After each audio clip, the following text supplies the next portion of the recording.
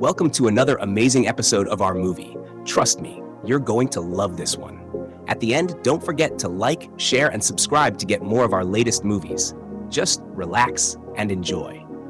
This movie revolves around Amaka and Nathan, a newly wedded couple who went for their honeymoon. Amaka was in the hotel room that morning when she opened their box and saw the receipt of the amount her husband paid for their stay.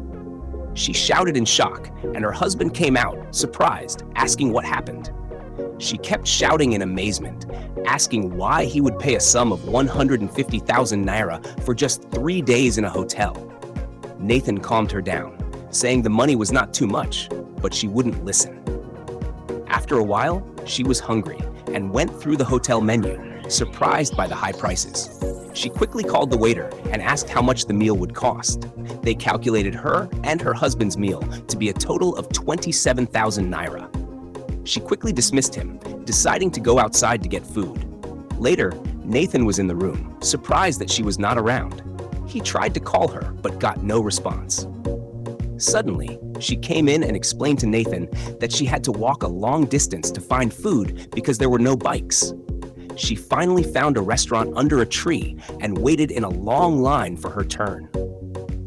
Nathan was confused by what was happening and told her that there was a restaurant in the hotel. She quickly told him how expensive the hotel food was, which is why she went outside. She then opened the food, showing it to Nathan, saying he would love it. Nathan told her he wouldn't eat that thing, but she didn't bother and told him that when he got hungry, he would eat. The next morning, they arrived at their new home.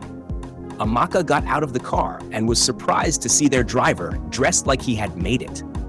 She asked how much the necklace he was wearing cost, and he replied that it was 50,000 naira. This shocked Amaka, and she told him that the dress she was wearing cost only 5,000 naira, as she had it sewn in Onitsha. She then asked how much her husband was paying him, and he replied that it was 75,000 naira. She immediately fired him, saying he didn't need the job since he had already made it in life. Pablo tried to beg, but she didn't pay attention to him. She went inside, and the maids welcomed her. She was surprised to see 2 workers in the house. Her husband immediately came downstairs to welcome her, as the workers carried her boxes inside. As she entered her room and the workers were about to leave, she stopped them and asked what their jobs were in the house. One said she was the cook, and she was still new. The other, Gift, said she was the cleaner. Amaka then asked Gift if she couldn't cook, and she replied that she could. Amaka was still amazed and asked them to leave and to call her husband on their way out. As they left, she kept wondering why 4 people were working for her husband, trying to calm herself as she called out for him. The next morning, Amaka came downstairs to eat and was surprised to see the table filled with food and fruit. She said to herself that her husband didn't tell her they were having visitors. Gift quickly told her that the food was for her and her husband. Amaka shouted, asking why they were wasting food. She immediately asked for a plate so they could remove some, saying it wasn't Christmas yet. After a while, Nathan came downstairs to eat and was surprised that the table was now scanty. He asked what was going on, and Amaka immediately replied, "So, you're the one that asked them to waste food in this house?"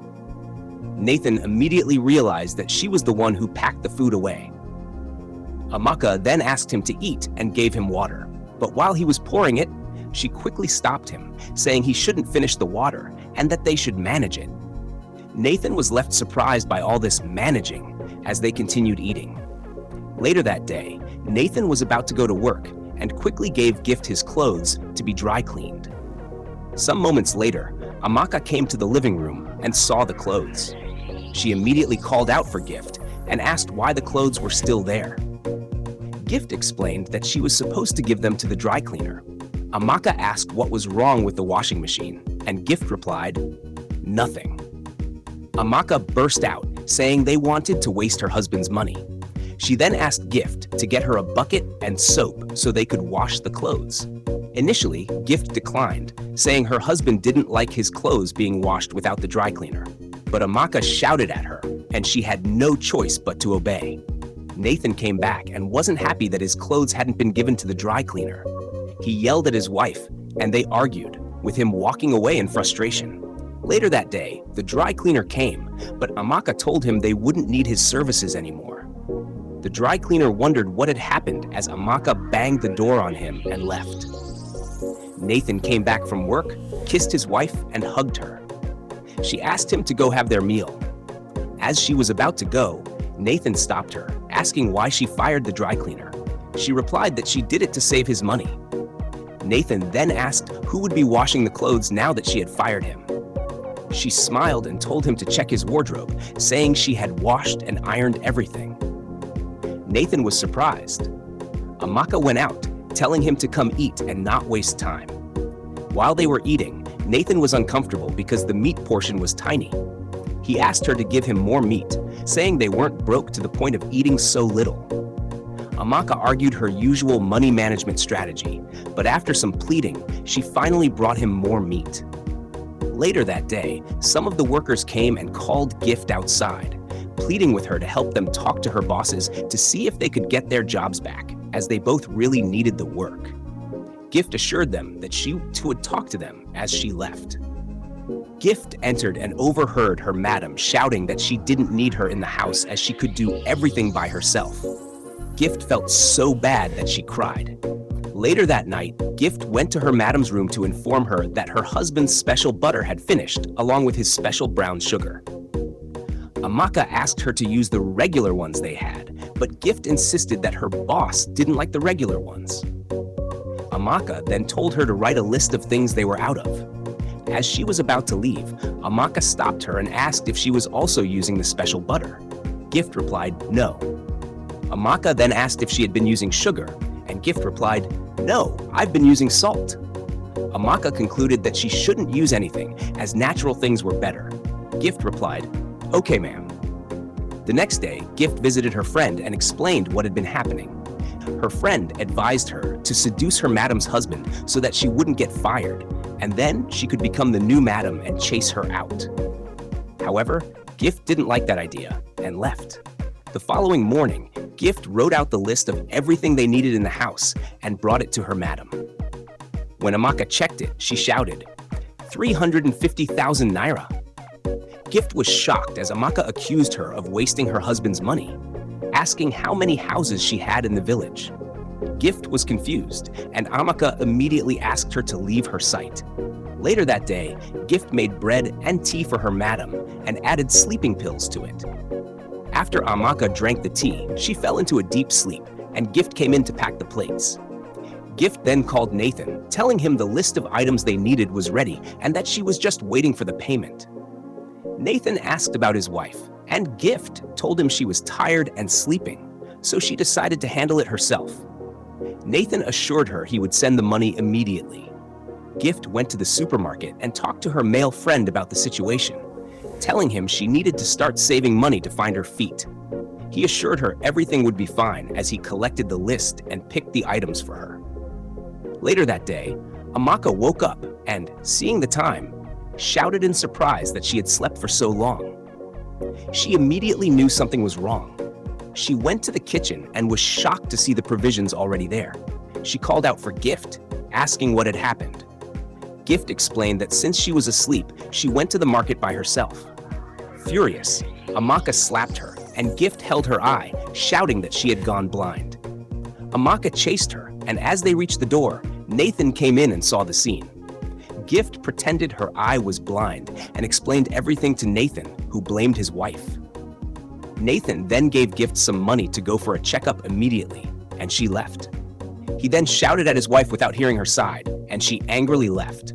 The next morning, Gift woke up and found her madam doing her job. She quickly went to help, but Amaka shouted at her, telling her to go back to sleep. Gift pleaded, saying she would wake up early next time. But Amaka wouldn't listen and chased her away. Later that day, Gift went to her boss's room and intentionally messed up the clothes Amaka had ironed, making it look like she hadn't done it. When Nathan saw the wrinkled clothes, he complained to his wife. Amaka, surprised, insisted she had ironed them, but Nathan didn't believe her. Gift came out, pretended to check the clothes, and acted like she didn't know what happened.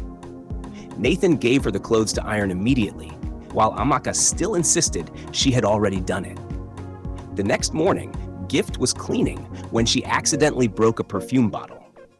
Amaka rushed out and angrily concluded that Gift would have to buy it. Then Nathan came out and asked if Gift was okay, not even minding about the broken perfume, which surprised Amaka.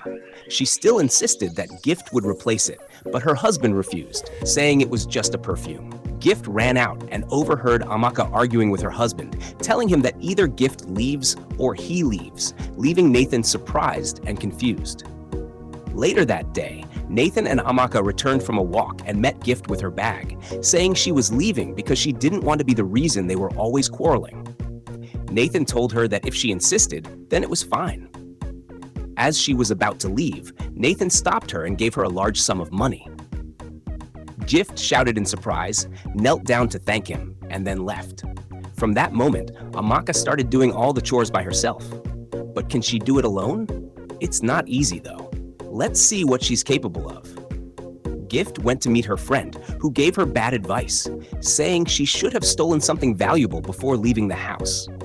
Her friend showed her a wristband she had stolen and told her that if she quit her job now, she could use the wristband to start a new life. Gift wasn't convinced by her friend's idea and left. Later that day, at Gift's compound, she was feeling sad when her male friend came to console her, telling her they would figure things out together. Meanwhile, Amaka was at home, exhausted from all the work she had done, stretching her legs. This doesn't seem very nice, and I don't think she can handle all the chores by herself. The next morning, Nathan was on his way to work when he received a call from his boss sharing good news with him. He was excited and called his wife, telling her he wanted to take her out. After a while, someone came to the house to deliver a dress and shoes for Amaka. She checked the receipt, shouted in shock, and gave the lady back the dress and shoes, saying she shouldn't worry. The lady collected them and left. Meanwhile, Gift had just come back from her job search and told her boyfriend that she got a job but was asked to come back for another interview. Her boyfriend assured her that everything would be fine and told her he had prepared something delicious for her. They both went inside. Later that day, Nathan came back angry that Amaka had returned the clothes. Amaka tried to explain, but he was not confused.